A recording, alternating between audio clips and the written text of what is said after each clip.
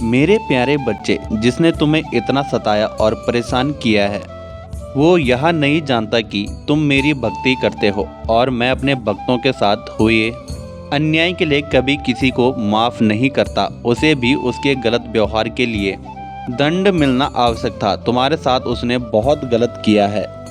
जो खुशियाँ तुम्हारे भाग्य में थी, जिसे उसने आंसू में बदल दिया था, अब वो सारी खुशियाँ तुम्हें प्राप्त होगी। अब आंसू उसकी आंखों से बहेंगे।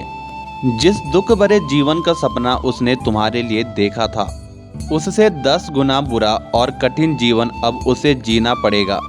अब उसके हर एक कर्म को तोला जाएगा। जिसने भी तुम्हारे साथ अन्याय किया है, उनके कर्मों की सजा उन्हें भुगतनी होगी। मेरी नज़रों से कोई भी नहीं बचा है। मेरे बच्चे, जब तक मैं तुम्हारे साथ हूँ, मैं कभी भी तुम्हारे साथ अन्याय नहीं होने दूंगा। तुम नहीं जानते कि मैंने तुम्हारे शत्रुओं के कितने सारे षड्यंत्रों को विफल किया है। बहुत बार उन्होंने हार का सामना किया है, क्योंकि तुम्हारी रक्षा के लिए मैं खड़ा हुआ हूँ। वह जो घड़ा तुम्हारे लिए खोद रहा है, जो षड्यंत्र तुम्हारे लिए रच रहा है, वह नहीं जानता वह स्वयं ही उस षड्यंत्र का शिकार होगा। उसने जो भी तुम्हारे साथ बुरा किया, जिसके कारण तुम्हें इतना कुछ सहना पड़ा, मैं उसे हर एक बात के लिए उसे दंड दूंगा। आने वाले उसके सारे षड्यंत्र अब उस पर ही भारी पड़ेंगे। मैं जानता हूँ उसके इस दुष्ट व्यवहार के कारण तुम्हारे आत्मसम्मान को बहुत ठेस पहुँची है। तुमने बहुत विफलता का सामना किया है, लेकिन मेरे बच्चे, तुम चिंता मत करो। तुम्हारे भाग्य की खुशी वो छीन नहीं सकता। जिस सफलता के तुम अधिकारी हो, वह सफलता तुम्हें जरूर मिलेगी। मैं उसे ऐसा दंड दूंगा कि वह खून के आंसू रोएगा, पछताएगा, गिड़गिड़ाएगा, मुझसे माफ़ी मांगेगा कि उसे यह सब क्यों झेलना पड़ रहा है।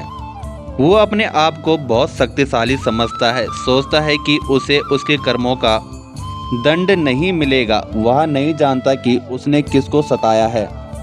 मेरे बच्चे, मैं जानता हूँ कि तुम्हारी कोई भी गलती नहीं है, लेकिन फिर भी तुमने बहुत कुछ सहा और देखा है। लेकिन अब और नहीं, बहुत सह लिया तुमने।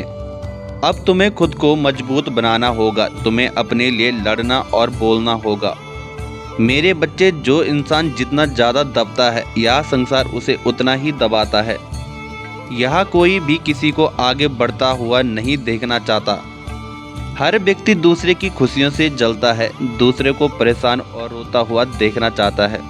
लेकिन मेरे बच्चे, तुम ऐसा बिल्कुल भी नहीं हो। तुमने सदैव अपने मन को साफ रखा है, कभी भी किसी का बुरा होने की प्रार्थना नहीं की है। लेकिन जिसने तुम्हारे साथ बुरा किया है, तुम उसे दंडित होता हुआ देखना चाहते हो। उसके बुरे कर्मों की सजा उसे मिले, यही प्रार्थना तुम मुझसे करते हो। तो मेरे बच्चे, तुम अब चिंता मुक्त हो जाओ, क्योंकि अब वह समय आ गया है जब उसे अपने कर्मों का दंड भोगना होगा।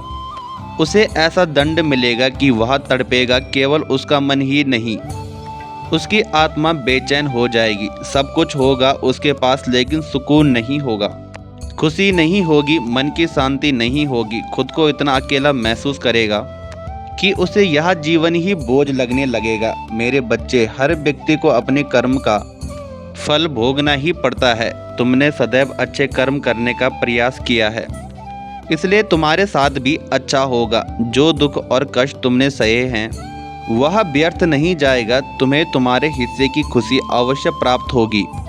मैंने तुम्हारे लिए एक बहुत ही सुंदर भविष्य की रचना की है। शीघ्र ही तुम्हारे जीवन में कुछ ऐसा होगा जो तुम्हारी परिस्थिति को पूर्ण रूप से बदल देगा। मेरा आशीष तुम्हारे साथ है। बहुत सारी खुशियां, नए अवसर तुम्हारे राह में हैं। अब तुम चिंता मुक्त हो जाओ। तुम्हें किसी से डरने की आवश्यकता नहीं है। जब महाकाल का साथ तुम्हारे साथ है, तो तुम्हारा कोई बुरा नहीं कर सकता। यदि आप महादेव जी पर विश्वास करते हैं, तो हर हर महादेव अवश्य लिखें। यदि आप न्याय चाहते हैं, तो शुभ नंबर 444 अवश्य लिखें। महादेव जी आपके आंसू को देख रहे हैं, आपको न्याय अवश्य मिलेगा। महादेव जी कहते हैं, तुमने जो विश्वास मुझ पर रखा है, मैं उसे टूटने नहीं दूंगा। मेरे बच्चे, मैं सदैव तुम्हारे साथ हूँ। तुम सदा खुश रहो, तुम्हारा कल्याण हो।